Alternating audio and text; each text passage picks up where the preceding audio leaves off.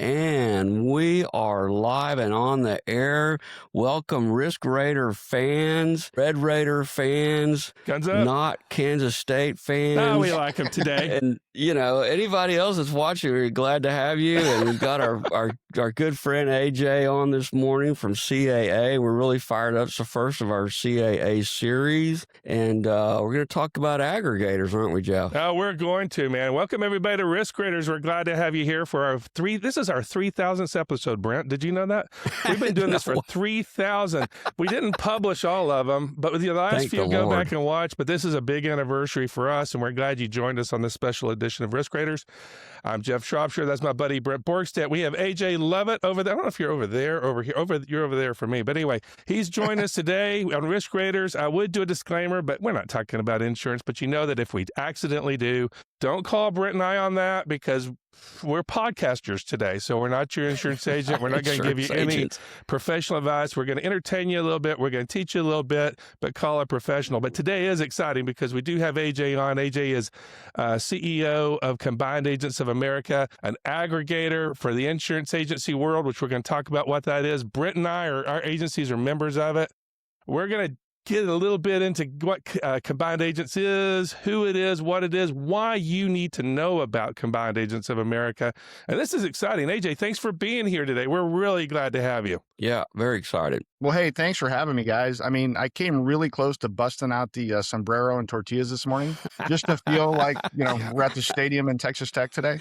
I know. You get fined if you throw those. That's a thing. I had a problem, at the last CAA meeting. Brent and I stole those glowing cubes. Oh, and I didn't charge it. I was going to have it in the back. I forgot. Damn it. I have it in my garage. I know. I didn't charge it. So we'll have to really fire that up for that. We'll do some shows in March. We'll take our cubes with us. But anyway, today, everybody who's watching today, this is going to be a great show for insurance agent owners, for agents, for people thinking even going into the insurance or risk management business. Insurance company people, wake up. We're going to save your life today, vendors. And of course, you people out there who aren't involved in that, you're going to need to know some stuff, because your agent, you love them. You want them to stay in business. You want them to be long-term in there. Combined agents, aggregators, that's going to be the path for a lot of agencies. So listen up for that. So AJ, now that you're here, let's just start off. Tell us, why in the hell would Brent have invited you to be on this show? I got no answer to that. Following you guys. Okay, so tell us about a little bit. If we talk about CAA and an aggregator, if you were going to explain this to my grandmother, how would you explain to what is an aggregator? What is CAA in general, big picture wise? Yeah, I think when we think about aggregators, right, there's several different models of what it is, but it's really is, I go with the slogan a lot. It's about being independent, but never alone. Cool. And, you think all the time of all these independent agencies trying to make it on their own and do things on their own. But the way the world has evolved, there's so much out there to offer people, from efficiencies because of scale and size and leveraging expertise, and an aggregator opportunity, whether it be in any business. The businesses, real insurance people insure, not podcasters. Their clients are also being gobbled up into some of these aggregated networks. Yeah, absolutely. They are. Things like in the car world, like the group of 20 guys. They're not officially an aggregator, but they're get together, they're mind sharing, they're brain sharing, they're doing all these things. And, if you're in the insurance world, not to try to bore you too much, there's these big, what we call alphabet houses, which are some of the largest brokers in the country, and they do phenomenal things. And an aggregator, from my sense, allows people to stay independent as long as they want to stay independent. And most of you guys are backbones in your communities. And we allow that to remain to happen for as long as you can do it. It really gives folks the opportunity to have local relationships, local expertise, but leverage the power of a big network group of people. I love that. I'm Brent and of course AJ, they're going to know more in depth of CAA from their history. I've kind of always just kind of been a member and watched it a little bit more from the outside, so I have my protect. But this is how I see it, because I have the brain of a baby, which is going to be my new name. I look at our group, man, as it's like the Avengers. Sedgefield. It is. It's the Avengers of insurance. We got people. You got all these different agency groups, all different sizes and all different talents. That's what I was thinking about last night. Yes. We got the smart. We got some people. We're just talking about a guy. And I'll say his name, Michael Sachs, and now the head's going to explode and we'll go crazy. Smart people, many of those people. We've got people who can sell. Good Lord, somebody sold me this shirt probably at a CAA meeting. They can sell. They are creative. They're visionaries. It's like you Yes. put all these people together, they come together, they get to, like the Avengers movies, because I'm into it, right? They come together, kill the bad guys, and then they go, And that's what combined agents is to me. We come together, everybody uses their talents. You learn something, you give something, you take something, you share your talents, and then you go do it. And man, I think it is just a fantastic model. And we'll talk a little bit about that without getting the weeds, because not every aggregator, would you think, AJ? What do you see some of the major differences between them if an agent's talking about or a carrier doesn't understand or is looking into them? For me, there's two main differences when I think of aggregators. One is ownership, who owns it, and the other is the culture. And that's really what sets people apart when I think about networks. I mean, at the end of the day, we don't do brain surgery. We're not doing stuff like that, but we do save people's lives sometimes and help them put them back together, which is very important stuff. But conceptually, aggregator networks all have the opportunity to do the same exact thing if they choose to. But it really comes down to who owns it and what is the culture of the group. And most of them are going to be situations where you have a small ownership group at the top and you have a lot of people underneath them, and they kind of roll revenue up and everybody shares in the revenue. And that's a great model. And there's people who need that kind of oversight and help in running an agency. And on the flip side, you have groups more like CAA, not very many of them, where I tell people we're a bottom-up approach, where we look at it and say, hey, if it's good for the client and it's good for the agent, it's eventually going to be good for CAA. And that probably sounds maybe not like it's that big of a deal, but man, in my past life, I worked with probably 20, 30 different aggregator groups before I came to CAA. And I've spent a long time of my company career thinking they were all the same. They would come and say, we have all this premium, just pay me because we're big. Right. Yeah. They use to strong arm people. Well, and let's just be honest about it. I mean, there's always a financial side to it. Everybody has, there's a financial side to it. There's probably a perpetuation side to it. You're looking long-term at what the marketplace. So insurance agents, just like tire dealers or anybody else, has to look at how are we going to stay in this world. And this is what a lot of industries are doing. So there's always financial ties to it. But the thing that I think that's key, and I don't know a lot about other aggregators, and I never will. AJ can tell me. But from our culture is the one thing I see is that everybody really cares about their customers. Yes. They care about customers and their staff, and then relationships with carriers and vendors. These are people who are not roughshod, come down the road, I'm going to do whatever I want, sell, blaze, do, and they're leave not hard selling clients and Right. breaking people's arms trying to get them to buy stuff. Yeah, and leave that. I think the official risk rater term is Slick Rick. Is that right? Yeah. Yeah. Exactly. Well, We don't have any of those guys. No, we don't. And that's the thing about the culture and the vetting process, which we'll talk about a little bit.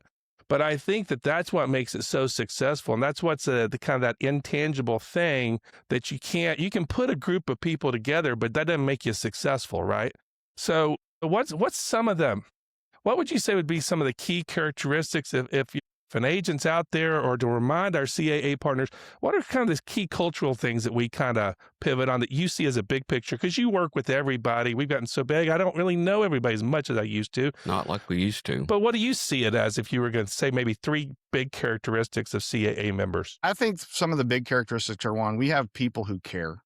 And they care about their clients, they care about their community, they care about their staff, and they care about CAA. I mean, at the end of the deal, I always kind of say is we just have a lot of people who, depending on what you got going on in your life, you'll go to church with, you'll have a beer with, you'll go play golf with, right? Yeah. And they're people who care, people you want to hang around with. I think we have, for the most part, we have people who want to share. When I talk to people in the industry and new people coming in, I'm like, back to your Avengers analogy, there is, we need people to help make the shield bigger and stronger, not just hide behind it. And unfortunately, now the reputation of a lot of other organizations out there who are put in the same bucket with CAA is, it's a bunch of folks who can't make it on their own. So they're hiding behind, the big old umbrella of somebody else. Yeah. And kind of the third characteristic is, we have people who are already very successful running an independent agency. Yes. But they understand the value of being around 85 other people like them. And they get the bigger picture versus just saying, you know what, I'm doing just fine on my own. And I think everybody we bring in would be very successful on their own for the next 6 to 10 years easily. Right. But you can start brainstorming and sharing ideas about, man, what the heck do we do after year 6? Because we're going through some things right now and on some software stuff, and we're thinking, we did a software project like 7 years ago, and we thought it was the coolest thing in the world. And in the past 3 years, look how much difference things like AI have made in the industry. And I bet a third of the conversations I have with members and carriers are like, where's this whole technology and AI thing headed? And it's, Turn the world upside down. I mean, it made you guys media stars. I mean, Well, that's I how didn't good want to it say is. it. Yeah, there is that. Yeah, I didn't want to say it. But being able to like brain share around things like that is just huge. Yeah, because that's a good point. Because when you're standing here in your individual agency, and no matter what size you are always thinking ahead, but you're also thinking in the business. It's hard to you have to stay in the moment. You got to sell your policies. You got to take care of your customers. You got to do everything now. But when we're looking 5 years, especially after this chain, the thing that I love about CAA is there's a group of people who are helping me think ahead. And also have their fingers in different industries and have different relationships with different carriers. And then you guys on the management committee are the same way. So it's kind of using those fingers approach to keep our fingers on the vein of where things are moving, how we can serve our customers, how we can serve our companies and our vendors and keep everybody where it's successful. And I think it's very difficult to try to do that on your own. And some people can, but me personally, I find, why would I want to do that when I have the talent pool and the sort of friendships and relationships of a group of people with the same visions? I think that I don't know how you would do that on your own. You'd have to be crazy. It's impossible to have the kind of reach of knowledge that you have. I mean, I always say I've learned more in the lobby and the hallway at CAA meetings than I've ever learned any other place. I mean, just talking to other agents about what they're doing in their shops, and they're being honest because we're protected by non-competes, so that they can tell you the truth and say, man, that didn't work for me. We tried that, or this did work, or, hey, we're writing body shops now, we're writing particularly, and if you're writing them, you're like, hey, man, I don't know how to do that. And they can walk you through the kind of 10 things you need to know about that type of business and really give you the lowdown, who's writing them effectively, who's competitive, what to watch out for. I mean, it's just a lot of great things that makes that agent in our group so much better at what we do. And well, I mean, let's just be honest, replicate Brett. that. I mean, you and I, when we started the show, we're like, we know we have to get insurance. We need somebody who's going to be in technology. Who knows really the technology? One of our partners. I mean, we have one of our partners who's our insurance agent because he gets it. He understands. God help him, and we're sorry. But I mean, we're sorry we called you. But I mean, we did. But we've seen it work this way, and then of course you work with your customers. I think that's a really good point. I love that. Hey, but by the way, I think what Brent meant to say was the lobby bar, not the lobby. Well, that too. Which when you go back, we used to refer to it. Which when you go back to your 3000th podcast, there comment, Jeff. I think that's where it really started. That would have been the first podcast. Would have been the pit at one of the CA meetings. Oh my gosh, it would have. That used to be a test for a new member. We would look at their financials and all that kind of thing, but really until they had come to the pit and we'd grilled them in the bar for a couple hours. Yeah, that's when we would really figure out whether a guy could be a member or a lady could be a member or not. Yeah, that was the a lot of people failed in the pit. But I mean, it's true. That is all true. But the social side of it. The social side of it is a benefit. It's one of those things you'll get as much as you put into it.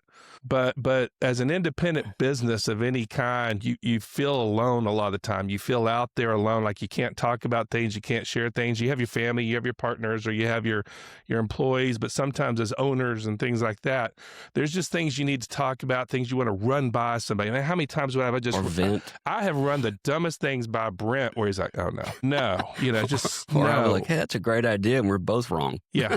But I mean, that's the sort of thing, though, that's an intangible that you get, like in combined agents. I don't know if you get that everywhere else, and then it can go beyond that. So I think you've got relationship. I think you've got all those things. So we should always be grateful for that. Let's switch, if y'all don't mind. Let's talk about it from our carrier partners' point of view. Let's hop over there and see. AJ, what do you meet with a lot of the carriers directly, and we all meet with them on our own individual shops. But what are some of the things you hear about CAA from our great insurance carrier partners? I would tell you for our top tier partners, we appreciate every one of our partners.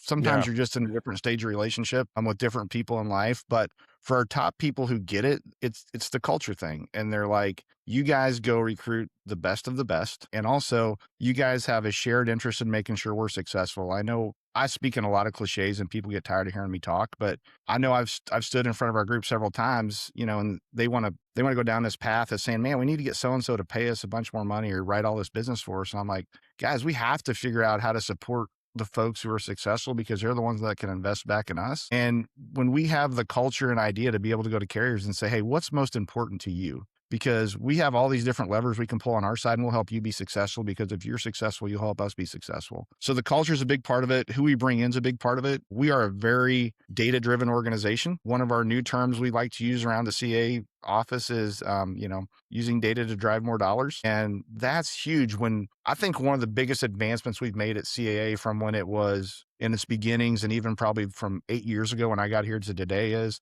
the amount of data-driven opportunities we give our members and carriers to make intelligent decisions or data-driven decisions versus emotional decisions. And I think that changes is huge. We leverage when we can and we don't when we can't. But and I'm going to say this, and maybe it's not appropriate for this. I think our Wait, let me mark it.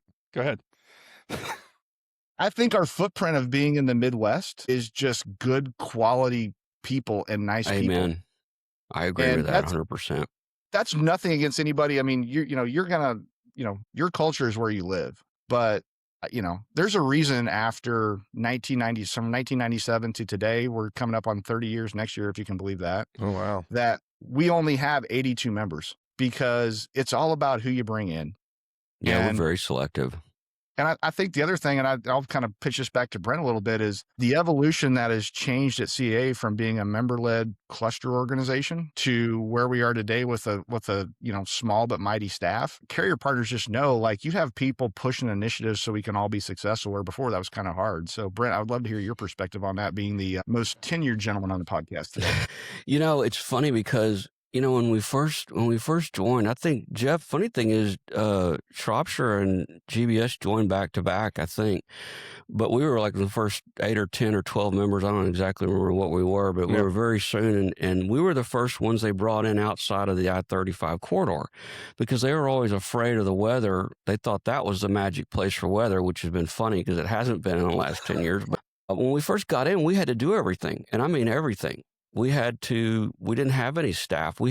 Eventually we hired Larry Lurkey's sister, and she worked for us for a while. And then we had Jan, who was magic for a long time, and we love her still. But we really, at the most, we had one person, and we literally had to pay our own way. We paid for our own flights to Dallas. We had to go visit companies, and we literally did all the work. I mean, I think the years when I was chairman and president, I was working 40 or 50 hours a week in CAA, and really was not doing what I needed to do in my agency sometimes. But it was so exciting because we could see that it was working and it was going to be something amazing. We already could tell. I mean, we had no idea what was going to happen, but we could tell it was going to be big. I mean, we were like, man, this is working because it was democratic and it was fair. And so people wanted to be in. Like, they would come and visit, and like in 3 minutes, they're like, where do I sign? I mean, I'm ready to join right this minute. And that's when you knew they got it, because there really wasn't any downside. There still isn't. But there became a point where it got big enough that we literally could not manage it anymore, the volunteers. We were crushing the volunteers. And it was difficult. I have to be honest with you, and you know this, AJ, I wasn't totally for it at first. I was like, God, it's going to change the culture, and we're going to lose something. Even though I knew we had to, I just could not get my mind around, having an employee-driven or a staff-driven model, because I've been a part of associations and things like that I just didn't like the way they worked. And I was scared because I knew what we had was magic. And I was afraid that if we changed, we were going to break it. And it turned out the opposite, that you guys were able to carry the ball in ways we were never able to do it, and finish things, get projects not only started, but finish them, get things pushed through to the goalposts. And a lot of times we just had so many threads hanging that we could not get it done. So it's been a big win, in my opinion. Yeah. Yeah. I mean, I would just say real quick, I mean, to your point, Brent, I mean, I think that's one of the other things that carriers appreciate is two points on this is one, when you have somebody who wakes up every day and their only focus is CAA versus and we saw it as we came in and helped change the culture. Guys who were struggling to run their agencies because they spent so much time with CAA went back and they started having fun in their agency again. Yes. And they grew tremendously because they hadn't had time to do it in years. Yeah. And the other part one more thing I'll put on that deal is we talked about people and culture, but I think one thing that's unique and is actually a positive versus a negative is the fact that it is agency owned and nobody on the staff owns any part of this deal. I don't own any part of this as much as I'd like to. I don't, but I think that's a positive for CAA because when myself and Nikki and the rest of the team are going to negotiate resources on everybody's behalf, we kind of look at it from an objective point of view where we want to win for our people, but it's not putting money in our pockets. Right. And I think that's just, I know it sounds minor, but it's just a whole different attitude. Well, it's like I told you yesterday, when we used to meet with carriers, it would get emotional at times because we were involved too close to the action because it was our agency and you guys can be objective, whereas sometimes we would get very upset and, sometimes the negotiation would go off the rails. That's Brent's way of saying he's sorry, everybody. He did not mean anything he said. Sometimes it just wouldn't go well. And, yeah, I mean, it's been just more objective, much more, focused on where we need to go, where we're trying to get to rather than some singular event. Well, I mean, it's an entrepreneurial based idea that came out of a group of people, and it's kept that. If the CAA wouldn't have had that core starting that way, a lot of the values and a lot of the things that really work would not be there today. If it had just turned into an economic decision and it was just a total financial thing, playing with money and people coming in and throwing money and doing all that, and not having that emotion that we're laughing about is extremely important because that means that you give a crap. Right. And you've got to give a crap for something like this to work because we've had it where people have it and they don't last. They just don't last if they don't care. It's just a natural thing like you'd have with your employees. But that history has transitioned into the models change. But I think the values that we have all came from those hard grinding years and that we call them our forefathers who started it and all that stuff. I mean, that still bleeds through. And it hasn't changed at all, which I think is a real testimony to you, AJ, and the staff of keeping that at the forefront of people because people coming in now, they don't know all about that. But it's important. We still have that good culture, I think, it's that fun. we've always had where I know for me, whenever I go to meetings, I look forward to it. And when I get there, I'm excited to be there, even though I don't know everyone anymore like we used to because there's so many more members. But it's still an enjoyable time. And like Jeff said, we can vent and talk about things we can't talk about in front of our staff or whatever and can work through problems. Like if you're upset with a carrier about something, you're like, man, look what these guys are doing. A lot of times that some other agent will just talk you down out of the tree. You're like, well, man, maybe you should have done this or that. And it's fun. And we have a lot of fun. I mean, not just drinking in the bar, but I mean, it's just fun because we're, making jokes and enjoying each other's company. And it's just, these are fun people. This is not a serious, talking about business and looking at financials kind of a thing. And we do that, but we do it in a fun way. And we're joking with each other. And, it's just fun. I mean, it's a great group to be a part of. And even if it's not for insurance, it's just fun to be around. Well, I always tell people, I mean, most of the folks we bring in have been involved in their state Big I. And, they go to Big I events, they go to carrier events. And did we lose AJ? We have a technical difficulty. Please stand by. Stand by. He must have dropped. Did you drop him? What did you do? I didn't do it. I did not touch anything. That's no way to treat a guest. Let's just give it a minute. Maybe he'll pop back on. Hopefully he'll try to on Wi-Fi or something. I don't know. It did drop. Think I should. I don't know. I don't know what to do. Well, let's keep going for a minute. Yep. He's dropped. He'll come back in a second. It's okay. I think you did it. I think you wanted to take over the show again. That's happened a lot, ladies and gentlemen. I did not. I did not fire him from the episode. I didn't. You weren't yawning or anything like that. We were engaged. I just think you it was all isn't good. The clock? It hit 25, and you're like, we're just going. Boom. You're done. Yeah, we'll take it from here. Yeah, we'll handle it from here. I'm sure he'll come back in a second. He probably just. His Wi-Fi probably went down or something. But man, it's been great. I've been enjoying the conversation for sure. it's a great group, and being in the group, I know for you guys and your dad I was on the management committee with your dad for many years, and we had so much fun because those guys were all Aggies, and we were the only two Red Raider guys, and so we actually kept paying Jan to change the binders to black instead of those stupid maroon binders they used to have for our management committee meetings. God, those were awful. And they'd come in and they'd have a black binder with Texas Tech sticker on it, and they're like, "What is going on? These binders are supposed to be maroon," and we're like, "Nope." Yeah, I don't know how that happened. I don't know how that happened, but that's not what we're using anymore. Yeah, they're out of those. Yeah, they're out of those. They were out of them, and so we had to go back to something else. Some of the best stories, man. I mean, it was always so much fun. And that's the thing though, if you're a prospective agent out there and you're looking for a future, in something like this, you got to vet everything out, but you really need to make some calls and talk to Combined Agents of America. I tell everybody to talk to them because what we do here, well, I don't know. I don't do anything here.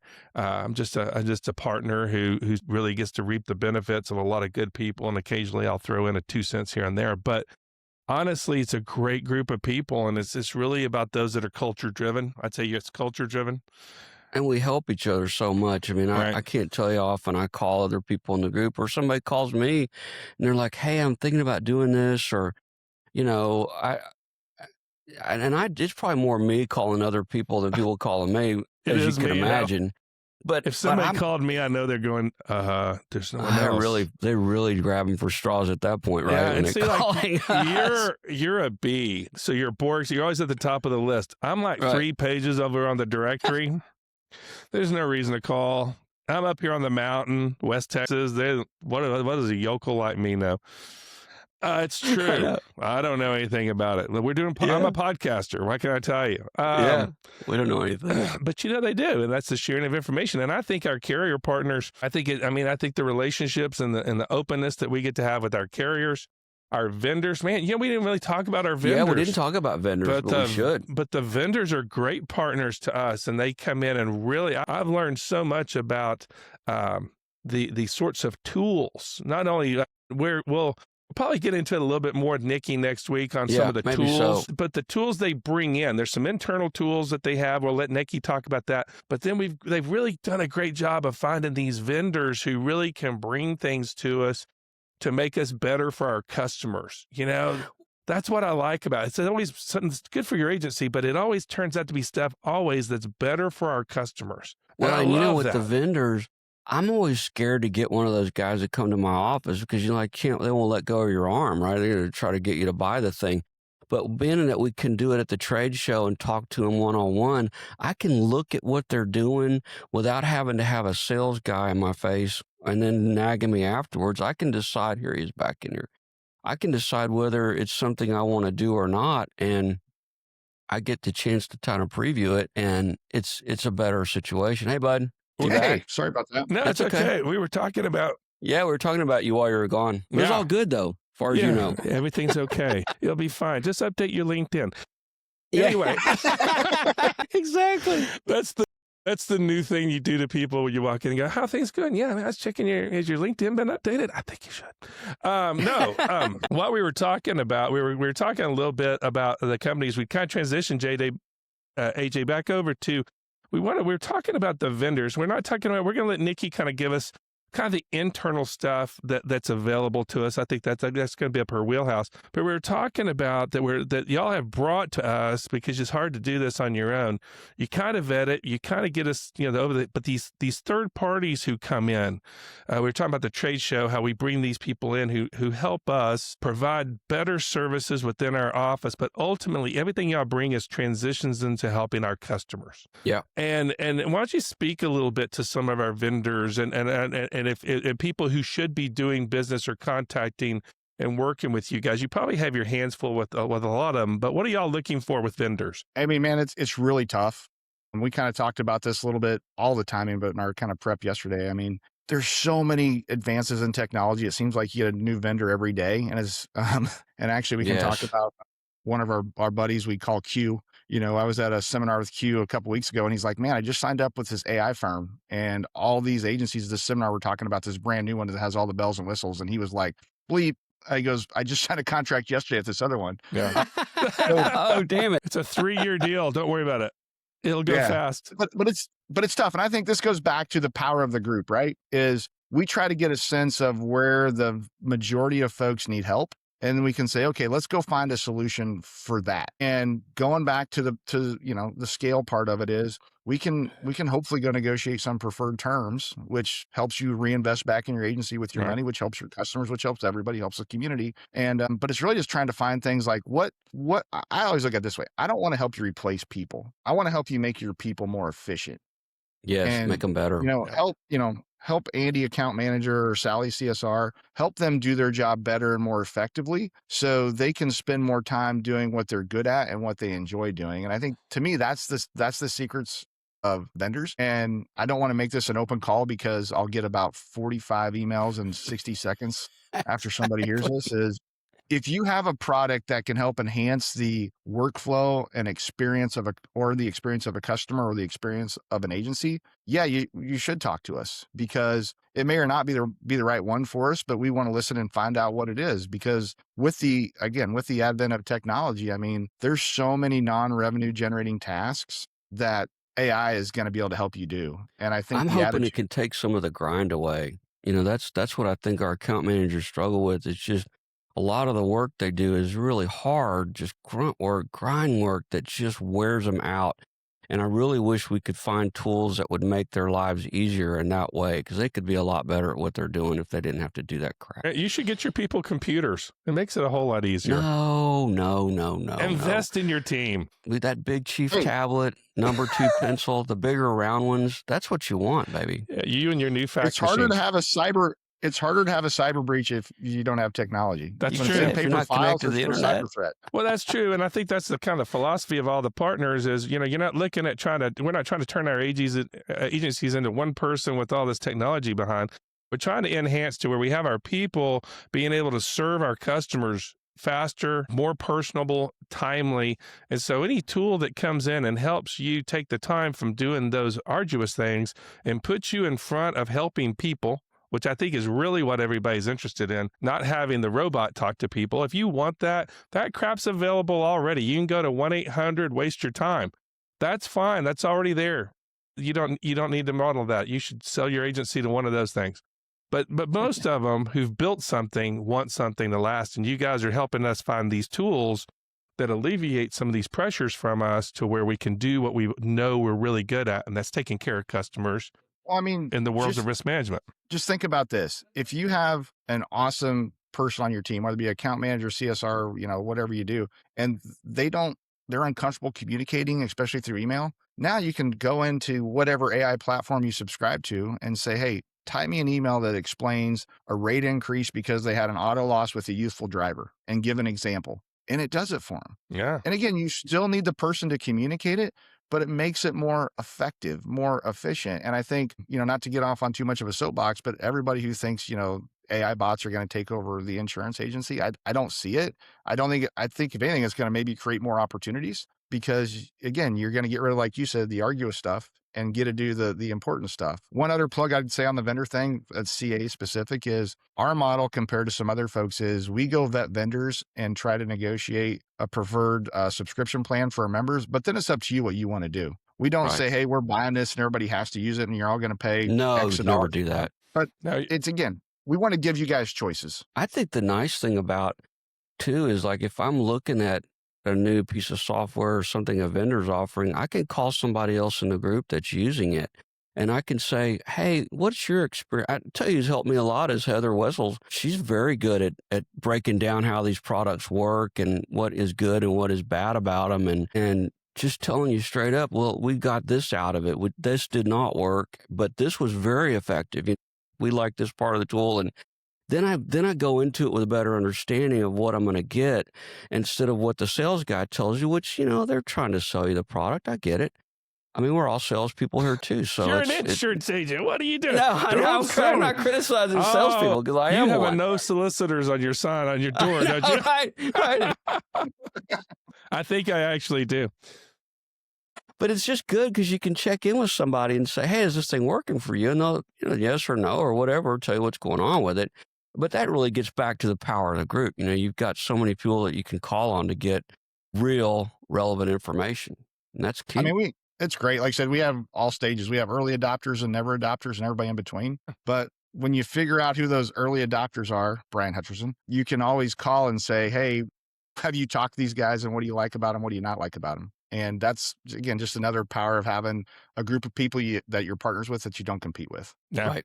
I think it's fantastic. Well, I guess we're kind of getting close. We're running on time here. We're going to get close to kind of wrapping it up. Let's kind of go over. So your last pitch, AJ, to a carrier who either should be doing business with CAA or kind of on the fence, what's your biggest pitch you're going to tell them? I'm going to ask you to do that and then give a pitch to any of our prospective agencies who need to talk to you. And then the last one, your final message to our partners already. Why don't you tell us what your highlights would be on either one of those areas? Yeah, so I'll start from a carrier standpoint. Again, it's we truly believe we have the best people, and it's not easy to get into CAA. As Brent said, you got to pass the pit, which can be tough at times. Very But tough. Now you're going to have to be on the show. It's a good culture of people who all have a common goal who are okay getting there in a separate way, which is cool because it's autonomous for what's in your agency, but yet we're all pushing the same direction. And I would tell you, like when we're talking to prospects, one of the new things I talked to them was, I think this is our biggest strength. So long-winded story, but I'm sitting at a bar one night having dinner, and this lady beside me is working pretty frantically, and I asked her what she does, and she's in marketing and advertising, and I'm like, so I got a question for you. I said, we're trying to figure out how to market ourselves to people who don't know who we are. And she just got any ideas. And she goes, well, tell me what your strengths are, what you're looking for. She goes, I keep hearing this term ownership. You say ownership, ownership, ownership. So it kind of made me think when I talk to people, I'm like, why would you want to be a member of something somebody else owns when you can own the aggregator yourself? That's Great point. Why wouldn't you? Ownership is key. I use that a lot and just tell them how much influence they have on what we do. And again, they control their own destiny. And as for our, current members, holy cow, I look at what our founders did, and I'll say this respectfully, I don't think they had any clue or any idea how good of a framework they put together, and how many other organizations in any industry can say their values are pretty much the same 30 years later as they were day one. Right. And, you guys can explain it much better than I can, but everything we do at CAA is hopefully for the betterment of our agency partners. That's the key. Our whole focus is agency first. And if you put the agency first, guess what? Everybody else wins. True. Yeah. It's that simple. And there's no secrets. Everything we do is completely transparent to the members. There's nowhere to hide anything from anybody, or nobody's making any money on the side, or no secret deals. It just is what it is. We're all working together, and we're all sharing in what we bring to the table. And it's just a magical thing. I don't know how else to describe it. I just don't know another group out there where everything that comes into the organization goes back to the people who write the business. Yeah. And that's it. It's real simple. Like you said, Brandon, we kind of jokingly tell people after we go through the history of who we are, but when we start telling them how we operate, like if you don't get it in 10 minutes, I can probably you're the wrong guy. If you don't get it immediately, you're the wrong guy. That's right. Or That's gal. right. If you just don't see it, you don't see it. And Yeah. some people don't, believe it or not. Some people come in and they're like, I don't really see what y'all are doing, or see it got to be a fly in the ointment somewhere. Nope, you're the wrong person. Bye. Probably the one lasting thing I would say as a plug to CAA would be this is, if you look, there's a publication out there called the Insurance Journal, and they rank the top 20 agency partnerships. They call them every year, and we're right around 10. It's funny what's going on in the world, because when I started, we were at 6. We're triple our size, but we went back to 10 because of all Right, isn't that funny? acquisition stuff. But this is my line I tell people today is, we are the only group I know of scale and significance that hasn't, taken any private equity money in the aggregator side of things. So we're either probably going to be maybe the dumbest person in the room or the smartest person in the room. But right now we're the most unique person in the room, where when people do business with us, they just know they're getting the people who run the organization. Right. There's nothing behind the scenes. Yeah. No, I think that's those are great pitches. I put in aggregator stuff on Perplexity AI. I said, where do we rank? And it says, well, you're at 11. And then I said, 11. And I typed it, I said, okay, tell me why Combined Agents of America is the best. And it went, huh? And I put, you're number 11. But you know what it said? Here's what it said. You can put this in AI and all this stuff. It comes up and it starts listing the advantages of this organization. And it raised the member-led, the way we do things, it has this stuff pulled up, and it pulled this much stuff as to why Combined Agents of America is better. The number of where you rank is a whole skewed deal. It's irrelevant in my book. But you want to be with the best, because the best is the thing that goes the longest, the best that's going to sustain it. And I'm going to tell you what, you should, anybody who's out there, and our partners should do this, go to your AI and ask those same questions. Where do we rank? And then after that, tell me why CAA is best. You're going to be very proud of what you read about, because that's something the group has done together that's permeating the message. And y'all have done a great job, AJ, of spreading the word and getting us, since we've spread out so much, even though we're 80-something partners now, but we spread all the way from Texas all the way up to Canada. It almost looks like right under there. The diversity, there's diversity of us, but you brought us all together to where there's just a real family feel to it. And I think y'all have done a great job. Yeah. And I'm very grateful for having you in the position you're in with our organization. And I think you and your team. And like I said, next week we'll talk to Nikki, another team member, and get a little bit more into some of the other team members too. But I'm very appreciative and grateful to be a part of it. Thank you very much for your leadership on it. And you guys out there need to do business with us. If you're a company, if you're a vendor, and again, if you've got to bring something, that's it. You got to bring something. Don't just tell us you have a product. You got to be valuable. Be valuable, and then in some way. You've got a good agency. You got a good agency. You call AJ, call Nikki, talk to them, start the conversation, because you might really be a future brother of ours, and we would love to get you into and get that discussion going. So I think it's fantastic. And not just guys, women-owned agencies too. We've got lots of women in the group, and they're very valuable. In fact, our chairperson now is a woman, and I think she's really strong. You think that was a bash against women agency owners? No, I'm just saying. You're a pronoun person. Oh, dear God. Come on, man. I'm not a pronoun person. Men and women, whoever own an agency, please call us. If you're right-handed, you're left-handed, we have one eye. I don't care who you are. If you're good, freaking call AJ. But I would agree with what Jeff said, though. The staff has been great. And even though, like I said, I was really nervous about going from member managed to having a staff-driven deal, that scared me. And it has been just absolutely the best thing that ever happened to us. It's been wonderful. And you guys were much more objective and gotten projects done and things put together that we just wouldn't have been able to do. No. Well, thank you, AJ, buddy. It's great to have you on the show. We're looking forward to seeing you in person. Is this right? Yeah, you do too. And then you fire off your gun. Oh, Brent does the cross, which I really can't do because, I did. There you go. I did it. Friday the 13th. You got to be careful with it. But we'll see you at the meeting in March. And again, thank you so much for your time. But hold on, though. Don't we have to talk about sports a little bit? Like how many times the Red Raiders have beaten the Wildcats in the last couple of years and everything, including checkers? I think it would be everything, every time. It hasn't always been the case, but since we have recently, we're going to talk about it. So you know what? Kidding. The problem is we don't sit on the Permian Basin. You don't have any land, man. No. Everybody needs a Jed Clampett, and I mean that. Well, yeah, thank you so much for coming on, and we appreciate you guys so much, and it's been great, and look forward to seeing you in a few weeks at the meeting. And I guess that wraps it up for today. We'll see everybody next week with Nikki, and have a great weekend. Thanks, everybody. And good job.